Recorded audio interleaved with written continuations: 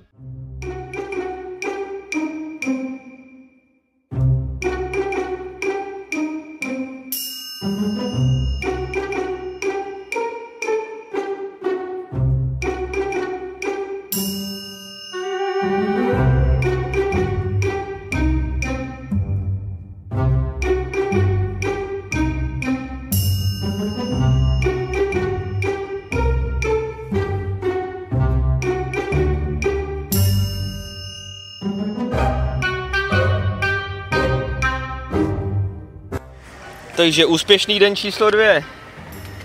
Vojta tam našel řebíček. V kole.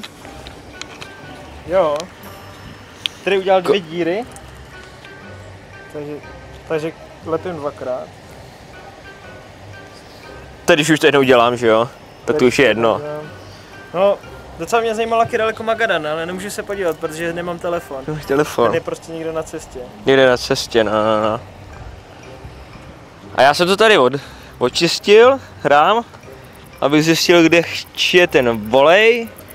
A zjistil jsem, že chčije tedy z rámu. Jestli to je vidět. Ten rám je prasklej. Tady je taková vychytávka, že tady všude je volej. A tady je prasklina. Takže ti to odhalilo to prasklinu. To je pravda, no. Takže musíme, já bych to hledal pozitivně. To by mohl prasknout ten rám, tím, že ti kapal volej, tak to ti ukázalo, to je bezpečnostní feature zřejmě.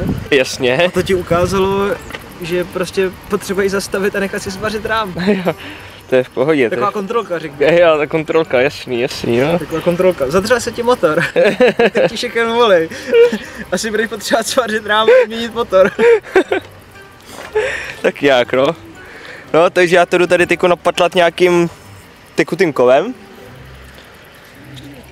No a tak zítra se dostaneme do Magadanu. A tam, Když Bůh dá. Když Bůh dá. Když Bůh dá. Uvidíme, co se dál vysere. No a tam budu hledat nějakého svářeče, který mi zavaří rám, který je plný voleje. Dobře, ten volej asi vypustím teda, no, když už. Jo, to ten motor ocení. To ta motorka pak pojede líp, kde bude mít. Já jsem myslel před tím svářením přímo. Jo, před tím svářením. No. Já myslel potom, že když to svaříš, tak ten volej bude nic moc. Jo, takhle, jasně, no. Zavařovaný volej. No, uvidíme. Každopádně už jsme zažili horší situace, takže to nemůže podkopat naši morálku. Ne, to nemůže podkopat naši. Au, to mě kousnul komár. Kurva. Je tady autobus. Najednou se u nás objevili 2 týpci a ptali se, co se děje. Když jsme jim vykreslili situaci, tak nám pověděli, že za vesnicí je podnik na těžbu zlata a tam nějakého svářeče určitě najdeme.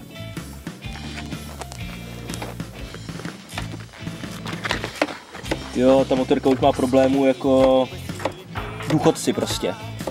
Na práškách. Ty vole, tlumiče, píči vole, vytekly vole. Másla, teče. Rám, pohajzů. Prokručovice. Týpek teďka bude svářet rám. Přijeli jsme sem kvůli tomu, že tady je poloautomat, gas, a tak nechápu, proč tam leží ta elektroda. A vedle toho hasičák. A tady tím to bude svářet. Tou vidličkou. Tak jo, no. Do toho se dává elektroda, no? Ale takovouhle vidličku měli ve Hvězdní bráně, těm mučili lidi.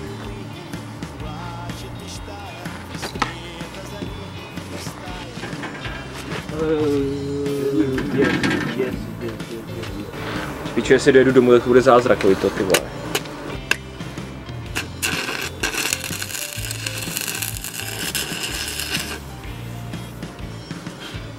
To mi to pořád prasklí? No, si podívat, co to tam je. Pořád prasklí.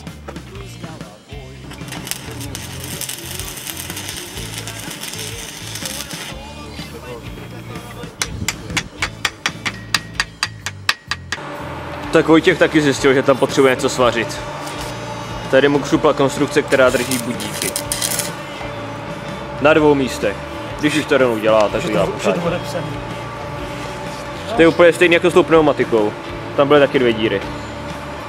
To je jeden, ty vogo. Takže aby jsme si to zrekaputovali, Vojto. Co jsme tady měli? Takže to první, co bylo, ztracený telefon. Ztratil jsem svůj telefon. Potom já jsem zjistil, že mi chtěje volej. Zjistil jsem... Když jsme zastavili, aby jsme se podívali, že chtějí volej, tak jsem zjistil, že mám propíchlý kolo řepíkem. A Tak. že to už úplně dojebaný. Pak jsme dojeli dál, já jsem zjistil, že mám prasklý rám. A zjistili jsme, že Vojta má to kolo píchlý 2krát rovnou. 2krát, že mám. Takže jsme jeli sem, že zavaříme ten můj rám. To jsme zavařili a Vojta zjistil, že to má tady pod prasklenou tu konstrukci. A víš, co je na to nejlepší? Že ještě není konec dne. A ještě nás věci překvapí. Přesně. Ty bogo, a do toho začalo chcát. Tak tady vám ukážu výsledek sváření. Máme chlapík, který sváří. Maladěc. Ne, musí říct Maladěc! Maladěc. Jo, všechno funguje. Světla svítí, To bych je mohl počistit, jo. stěrače stírají. Takže tady dneska budeme spát, tady někde, jo. V jednom areálu pracovním. A tady vám ukážu, co je dál. Tady to není, co je dál. Tak, tady je nějaká další místnost. Tu taky máme k dispozici. Jo. A tady máme taky ještě další místnost. Tu máme taky k dispozici. A co se tam děje? Ty vole! Ta sauna, to je ruina. Ty vole, tady je sauna! Klasika, no tak je neděle, tak dáváme saunu. Přesně tak. Ty cestovatelé, ty mají fakt těžký život, co? Ty vogo. Já jsem úplně dojebaný prostě z toho. To je strašně, ale už se vypejkám trošku. Ty to jsme dostali ještě najíst. Ty vogo, tak strašně moc, pak jsme dostali košku a ještě meloun a teď se jdeme saunovat, no. Teďka teda to saunování, jo. Já nevím, no, ale zítra musíme stávat kolem 8. Ty vogo, to je strašný. A už tady ten život nedávám prostě. Ale jednoduchý to není, co ti budu vyprávět. Ale tam trochu vody, nemůžu. Jo, tak jo, jdeme na to.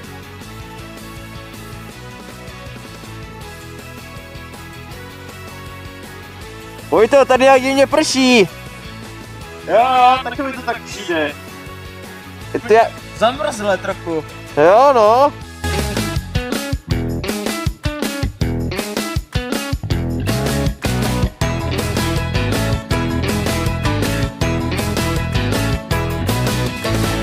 Ale závěr tady ještě nejsou, takže pohoda. Tak jsme potkali medvěda. Sakra, ono tam není nic vidět. Ale tamhle. Tamhle medvěd. A já fakt nevím, jestli tam tady chci jet. Bohužel nefungoval mikrofon, ale byli jsme v cílové rovince a bavili jsme se o tom, jak jsme se i přes všechny problémy do toho Magadanu nakonec dostali.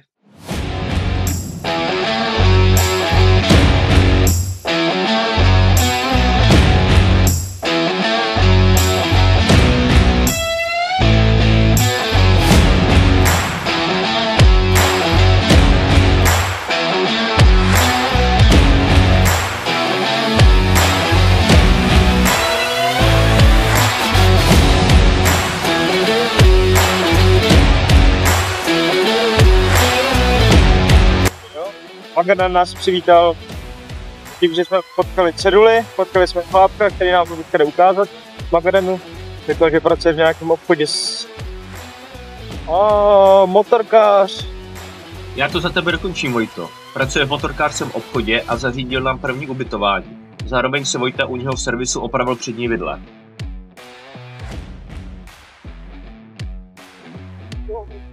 Jsme třetí den v Magadanu, teď se nás tady ujmuli chlapi, jízdní bajkeři, potkali jsme tady doktora, kterýho jsme před 4 dněma ztratili, protože se mi zlámal ten rám, Vojtěch ztratil telefon a tak dále a tak dále. No a teď se vymýšlí, co tady budeme dělat. Vypadá to, že bychom ještě 2 dny tady zůstali a tak uvidíme, co tady vymyslí. Všichni jsou usměvaví borci.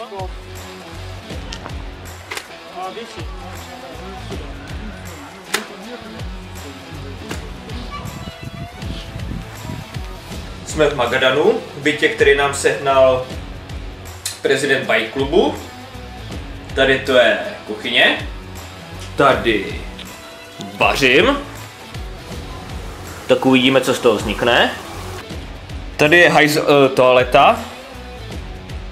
No, Tady je Vojta. tady je Vojta. A Vojta vám ukáže další 2 zbývající místnosti. Na levé straně se nachází krásná ložnice. Co je pravá? No nic, tak střih. Akce! Po druhé, tady na té straně se nachází krásná ložnice s manželskou postelí. Byte čerstvě po renovaci, na stěně je ohromná LCD televize. Tady se vám bude líbit krásný výhled, výhled zasahuje vlastně do dalšího panelového domu, takže vás neruší příroda nebo podobné věci. Tady spí Zajda. A já tady mám svoji komnatu. Tady je plně zařízený obyvák. Pracovní koutek a tadyhle je balkon, který je čerstvě po rekonstrukci. Je prostě skvělý na to, když člověk kouří, tak je úplně skvělý. My teda nekouříme, jo? Ale tady přesně na to udělaný okýnko. Abyste si takhle stoupili. Úplně na to město. Jde jako teplo, ale tamhle jde mlha. Můžu prostě koukali. Mlha za Vaťany. Dneska od... Jo, tamhle moře, natoč to moře. Točím, ho. Jo, to je nádherný to moře. Snad mi nevypadne foťák. No jo, a to je asi tak všechno. Takže já jdu zase do kuchyně. Už jídlo? Skoro. Rád vařím a myslím, že to umím. A Vojtoj se to líbí.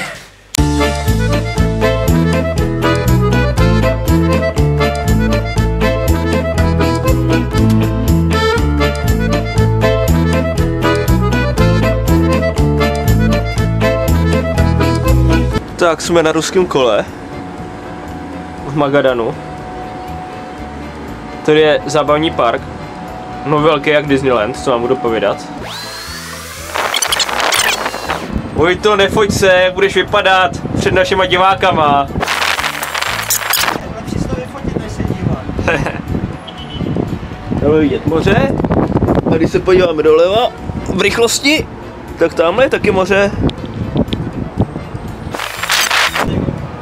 Jak to zážitek, já jsem z toho úplně odvázaný. Ze mě ten adrenalin úplně stříká, Vojto.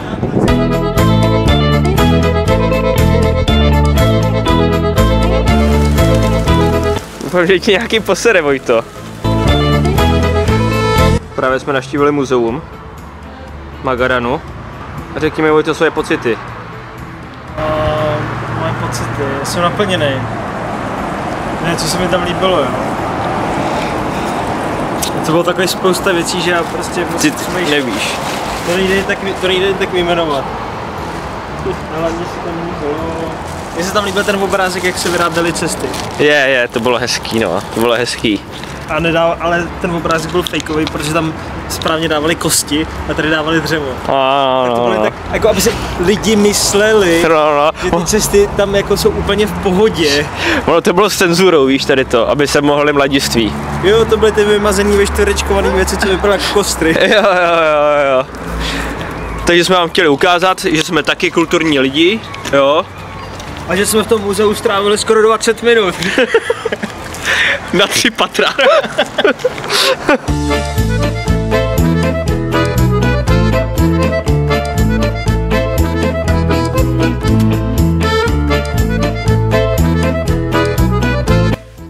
No, abychom osvětlili situaci.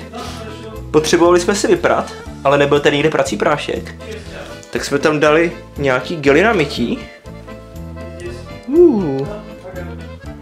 A teď nevíme, co s tím. Takže já jdu škrábat brambory, ahoj Vojto. Co s tou pračkou? V tuhle chvíli probíráme s Andrejem možný odjezd z Magadanu. Jelikož cesta, kterou jsme sem přijeli, už může být zasněžená, tak jsme se rozhodli oslovit dopravní společnosti s tím, že bychom si nechali poslat motorky do Vladivostoku lodí a sami se za nimi dopravit letadlem. Zjistili jsme, že celá akce by stála přes 20 000 korun a trvala by aspoň 20 dnů. I po telefonické poradě s Pavlem Pondělíkem, který zrovna brázdil Severní Ameriku, jsme se rozhodli sednout na motorky a vydat se zpět po vlastní ose. V našem magadanském bytě je na návštěvě prezident místních motorkářů, kteří se jmenují Siberský sovy. Полярные. Polární sovy. A teďko mi objednává Gufero, protože tady nebylo k sehnání a mě vytekla vidle. A objednává nám ho do Jakutska, tak snad se to povede teda, no. Je to mrtě dobrý týpek. Vojta, chtěl ještě něco říct? Ne, už ne. Chtěl? Jo, ještě jeden raz. Moladěc! Tak, to je poslední den v našem bytě. Za chviličku pojedeme. Tak jsem se rozhodl, že udělám takovou lehkou snídani. No, jako je standard, rozumíte? No jo. Nic těžkýho. Přesně tak. Takže až to dodělám, tak se najíme a pojedeme. Lehká snídaně. Zamíchám nějaký brambory. Pro dobrou linii něco. Nikela vepřovýho. A zbouchneme to hnedka ráno, aby jsme byli plný síly. Přesně tak. A pak si budeme lehnout. Na depisování pohledů. Jo, na depisování pohledů. V kostel, to nepěkné. Věci v troubě. Sušíme.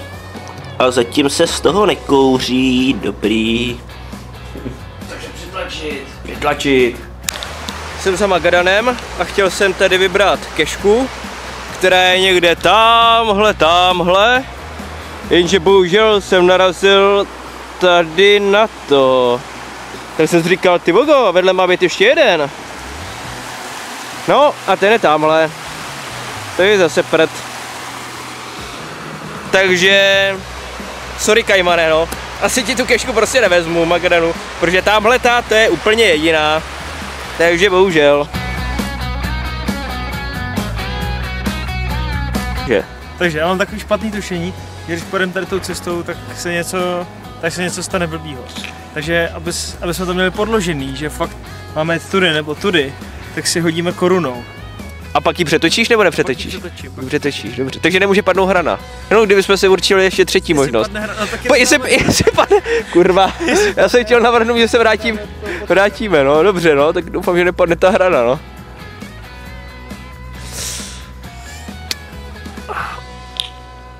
Máme tou starou.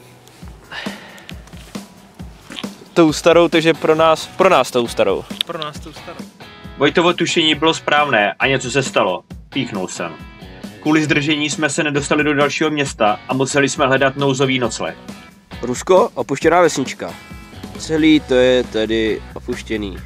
Ale my jsme tady našli úkryt před nocí, zimou a deštěm.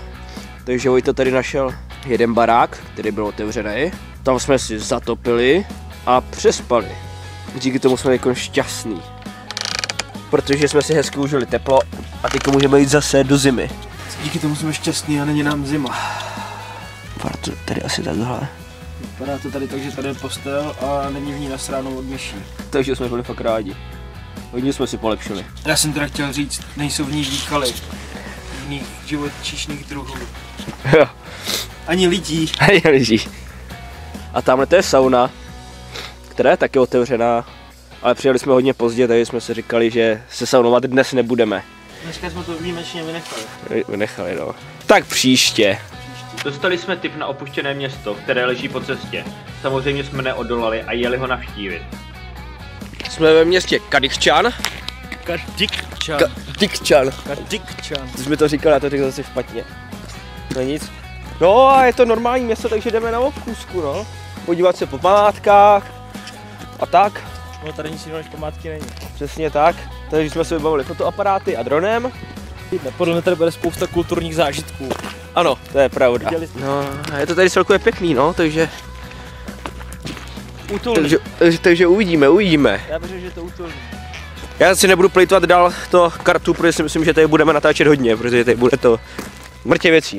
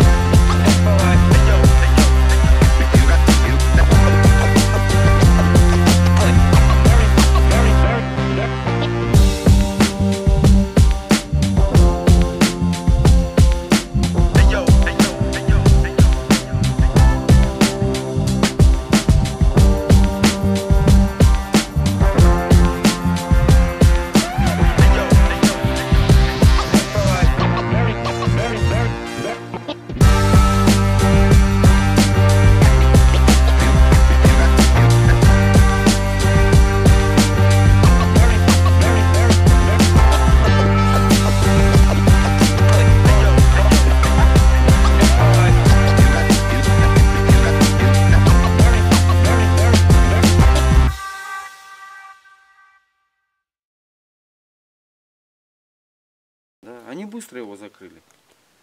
Людям дали деньги, квартиры и всех отсюда. И еще плюс, я не знаю, как получалось, но поселок зимой с котельной постоянно перемерзал. Ну так же невозможно, правильно? A skolka, nic. A kuda prostě lidi odpravili odsuda? А по всей Магаданской области. Po Magadanské oblasti. Да, ну у кого были квартиры на материке, вот там в центральной России,